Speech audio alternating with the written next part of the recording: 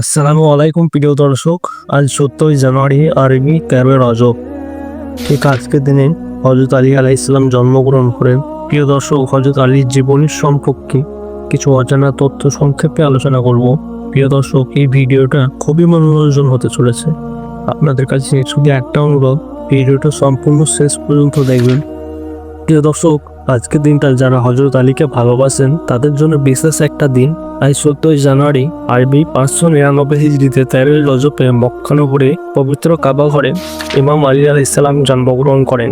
পিতা ছিলেন আবু তালিব আলী ইবনে আবু তালিব, মা ফাতিমা বিনতে আস্তা। ইমাম আলী আলাইহিস সালাম মাত্র 11 বছর বয়সে প্রিয় দর্শক 610 হিজরিতে মক্কা নগরীতে সর্বপ্রথম ইসলাম ধর্ম গ্রহণ করে উনি 11 বছর বয়সে ইমামতির মালা গলায় গ্রহণ করে নেয়। আমরা বেশিরভাগ মনে করি তিনি একজন সাহসী বীর যোদ্ধা ছিলেন, কিন্তু প্রিয় দর্শক, সাহসী বীর যোদ্ধাতে সীমাবদ্ধ নেই, ওনার আরও অনেকগুলি বৈশিষ্ট্য ছিল। ইমাম আলী আলাইহিস সালাম আমাদের প্রিয় বিশ্বনবীর চাচাতো ভাই।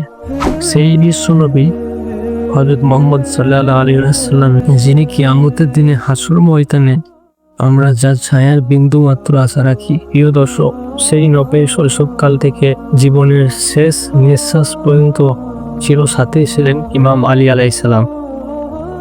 আপনি মুহাম্মদ সাল্লাল্লাহু আলাইহি সাল্লামের সাথে দুঃখে কষ্টে সবসময় এবং এমনকি যুদ্ধের ময়দানে মুহাম্মদ সাল্লাল্লাহু আলাইহি সাল্লামের যাতে কোনো রকমভাবে কোনো ক্ষতিগ্রস্ত না হয়, তাই খোদার বাগ সেজে নবীজির সামনে যখন জুলফিকারকে হাতে নিয়ে উপস্থিত হতো প্রিয় দর্শক, তখন মক্কা নগরীর বড় বড় সুরবাদ এক কালিজা পুরে ছাই হয়ে যেত। আমাদের বিশ্বনবী হযরত আলী আলাইহিস সালামের নাম দিয়েছেন খোদার বাগ, শেরে খুদা। বলে রাখা ভালো, এই সেই জুলফিকার নামক তরবারিটি এটা নবী করিম সাল্লাল্লাহু আলাইহি সাল্লামের কাছ থেকেই পেয়েছিলেন বদরের যুদ্ধের পর। এছাড়া আপনি একজন খুবই নেককার সাহাবী ছিলেন এবং আপনি ইসলামের চতুর্থ খলিফাও ছিলেন। আপনি প্রথম ও আপনি শেষ যিনি কাবা ঘরেতে জন্মগ্রহণ করেন। তাহলে প্রিয় দর্শক, যার এরকম ইলম সুলচেরা ন্যায় বিচারের অধিকারী, যিনি বিশ্বনবীর শেষ নিঃশ্বাস পর্যন্ত হামসফর, যিনি বিশ্বনবীর সেনাপতি, যিনি বিশ্বনবীর শৈশবকালের সাথী, যিনি কাফের ও মুশরিকদের জন্য খোদার সিংহ হয়ে প্রস্তুত থাকতেন, ইমাম আলী আলাইহিস সালাম সাহসিকতার জন্য যেমন বিখ্যাত ছিলেন, ঠিক পরাজিত শত্রু পক্ষের উদারতার জন্য অতটাই পরিচিত ছিলেন।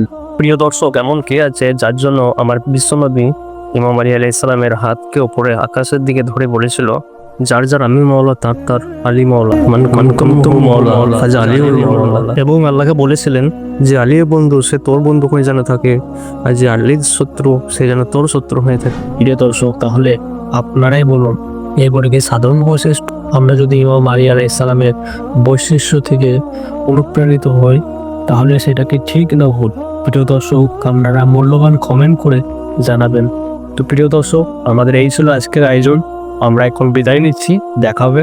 তাহলে দেখা হচ্ছে আগামী ভিডিওতে। ততক্ষণকার জন্য ভালো থাকবেন, সুস্থ থাকবেন।